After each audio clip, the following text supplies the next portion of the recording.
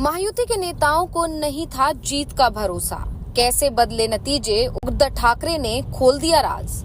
महाविकास अघाड़ी की बनने वाली थी सरकार, लेकिन 1 घंटे में पलट दी गई बाजी। महायुति को अभी तक नहीं हो रहा अपनी जीत का भरोसा, ईवीएम में छिपा बड़ा राज। उद्धव ठाकरे ने बताया महाविकास अघाड़ी से कहां हो गई थी चूक। महाराष्ट्र में चुनाव नतीजों को आए हुए सप्ताह भर से ज्यादा का समय हो गया है, लेकिन ये फैसला होने में ही 8 दिन निकल गए हैं। सीएम बीजेपी का होगा, बीजेपी का सीएम होगा, ये बात भी एनसीपी के अध्यक्ष अजीत पवार ने बताई है। उन्होंने दिल्ली में हुई बैठक में क्या बात हुई, इसे सार्वजनिक कर दिया। कहा कि सीएम बीजेपी का और 2 डिप्टी सीएम, एक शिवसेना का और एक एनसीपी का होगा। सीएम का शपथ ग्रहण 5 दिसंबर को होगा। शपथ ग्रहण में इतना समय क्यों लग रहा है, इसका राज अब उद्धव ठाकरे ने खोल दिया है। उद्धव ने बताया कि 23 नवंबर को जब चुनाव नतीजे आए तो महायुति में कोई ये मानने को ही तैयार नहीं था कि उनको बहुमत मिल गया है, क्योंकि महायुति में किसी को जीत की उम्मीद थी नहीं, और वो भी इतनी जबरदस्त जीत की। महायुति के दलों ने सोचा ही नहीं था कि सत्ता दोबारा से मिल रही है, इसलिए शपथ ग्रहण की तारीख दिसंबर में तय हो रही है। तो क्या महाराष्ट्र के नतीजे बीजेपी के नेताओं को भी समझ में नहीं आए?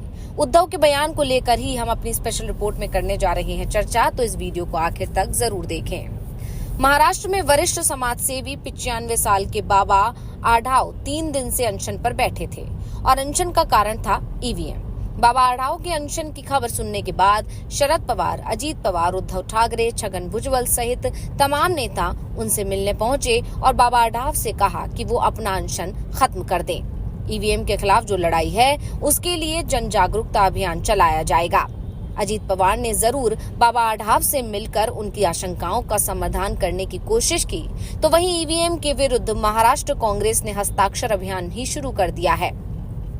उसके प्रदेश कार्यकारी अध्यक्ष मोहम्मद आरिफ नसीम खान ने अपने निर्वाचन क्षेत्र के कई बूथों पर पुनर्मतगणना करवाने के लिए चुनाव आयोग में नियमानुसार आवश्यक शुल्क भर दिया है।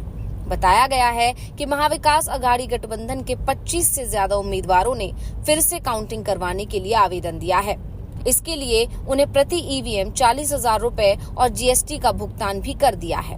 दोबारा काउंटिंग की मांग दूसरे और तीसरे स्थान पर आए उम्मीदवार ही कर सकते हैं। जिन लोगों ने दोबारा काउंटिंग की मांग की है उसमें पुणे की हड़पसर सीट से लड़े राकांपा शरद पवार के उम्मीदवार प्रशांत जगताप, नासिक में छगन भुजबल के विरुद्ध लड़े माणिकराव शिंदे, बहुजन विकास पार्टी के नेता हितेंद्र ठाकुर और उनके पुत्र क्षितिज ठाकुर तथा पारनेर सीट से हारी रानी लंके का नाम भी शामिल है।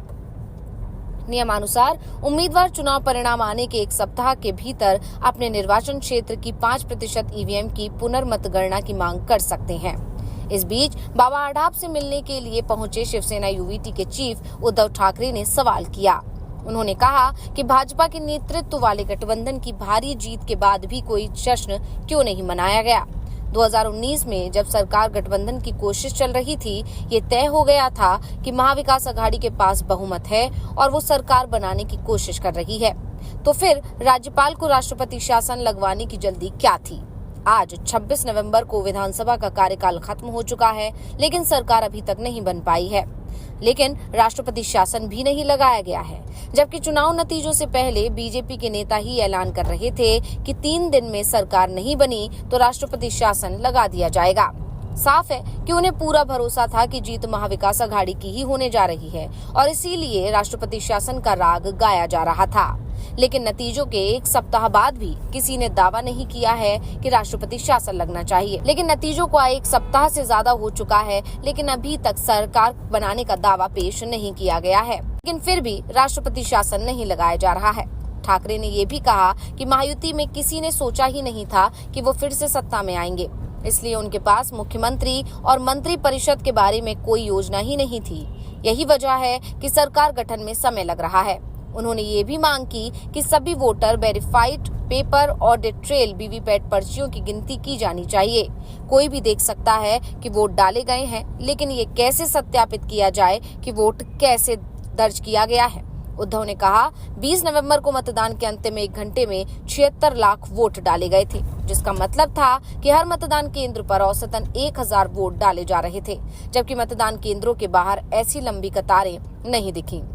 वैसे उद्धव ठाकरे जो भी बातें कह रहे हैं वो दावे कांग्रेस की तरफ से भी किए गए हैं और चुनाव आयोग को चिट्ठी भी लिखी गई थी, जिस पर चुनाव आयोग ने कांग्रेस को एक बार फिर से मिलने के लिए बुला लिया है। लेकिन सवाल तो ये है कि आखिर चुनाव आयोग जवाब क्या देगा, क्योंकि हरियाणा विधानसभा चुनाव के नतीजों को लेकर भी कांग्रेस ने कई सवाल किए थे। चुनाव आयोग ने कांग्रेस के सवालों का कोई जवाब नहीं दिया, बल्कि सभी सवाल खारिज कर दिए। जो जवाब दिए वो पहले से ही रटे रटाए जवाब थे, यानी कांग्रेस ने जो आशंका जताई थी उनमें से किसी का समाधान नहीं हुआ और अब महाराष्ट्र चुनाव के नतीजों पर सवाल उठने लगे हैं। जाहिर सी बात है कि बैठक में कांग्रेस की तरफ से सबूत रखे जाएंगे, बाद में चुनाव आयोग की तरफ से उन सबूतों को खारिज कर दिया जाएगा और फिर दिल्ली विधानसभा चुनाव में सभी राजनीतिक दल जुट जाएंगे। वैसे चुनाव आयोग की तरफ से कांग्रेस को मुलाकात का समय 3 दिसंबर का दिया गया है। बैठक में कांग्रेस के वरिष्ठ नेताओं और चुनाव आयोग के अधिकारियों के बीच विस्तार से चर्चा की जाएगी।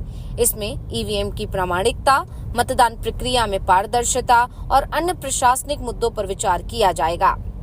कांग्रेस ने चुनाव आयोग से ये सुनिश्चित करने की मांग की है कि भविष्य के चुनाव पूरी तरह निष्पक्ष और पारदर्शी हों। इसके लिए पार्टी ने अपनी शिकायतों और सुझावों का एक विस्तृत ज्ञापन भी तैयार किया है, जिसे बैठक में पेश किया जाएगा। दरअसल चुनाव आयोग का ये कह देना कि चुनाव निष्पक्ष हुए हैं हर सवाल का जवाब नहीं है। चुनाव पारदर्शी भी होने चाहिए, ये लगना भी चाहिए कि चुनाव निष्पक्ष हुए हैं। अभी चुनाव आयोग किसी भी सवाल का जवाब नहीं दे रहा है, बस उसकी तरफ से ये कह दिया है कि उसने पूरी ईमानदारी बरती है।